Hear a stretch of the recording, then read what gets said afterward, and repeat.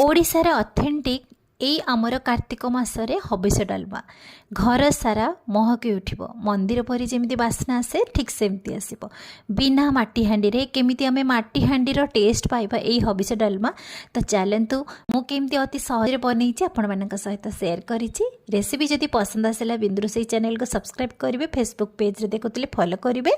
चलतु स्टार्ट करबा रेसिपी।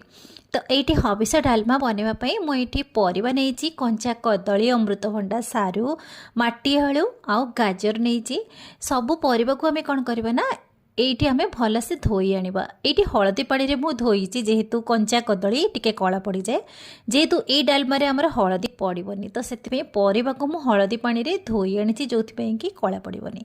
ये मु गोटे कप मुग डाली, हाफ कप हरड़ डाली मुझे भिजेकी रखी।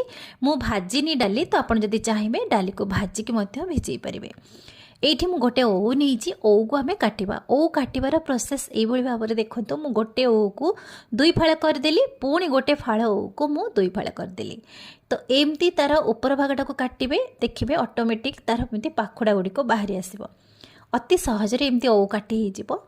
जदि आपणकर ओऊ टिके पाकल थिबो ताहले आपण तार ऊपर भाग चोपा को एमती छड़े नेबे, कहीं ओऊटा जेहेतु टिके लालुआ अंश थाए तो सेटा छुरी किंबा पनिक रे सुविधा ही न थाए छड़िया पाई।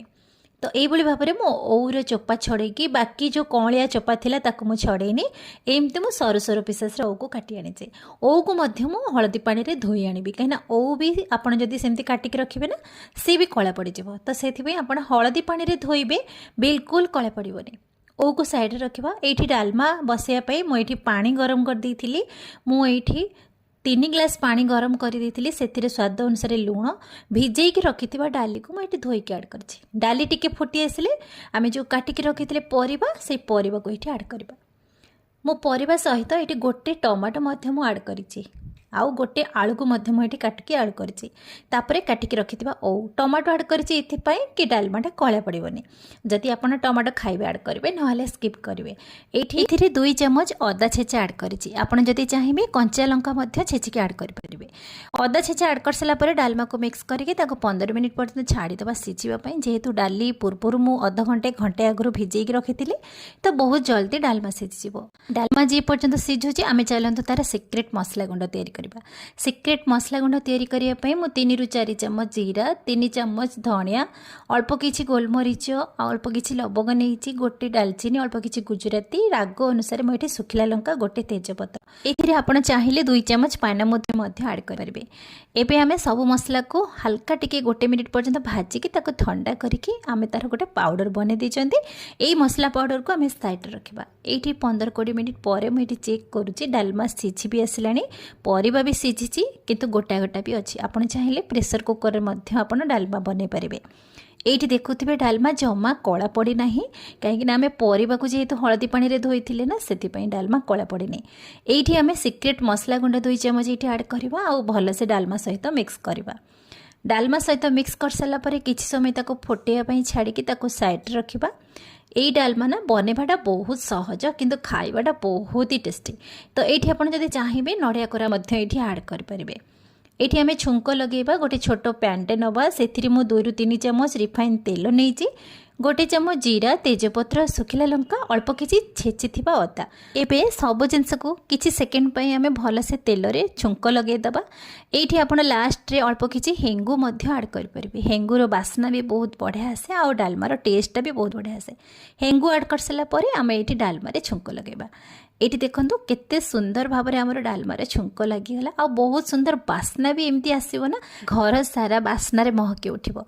तो एई छुंक लगे साला परे आपण कोन करिवे ना कवर करके ताको रखी देबे साइड रे। आमे जेहेतु माटी हांडी रे डालमा बनै नांती तो आमे माटी हांडी रो टेस्ट पाइबा पई आमे गोटे सीक्रेट जिंस ऐड करबा।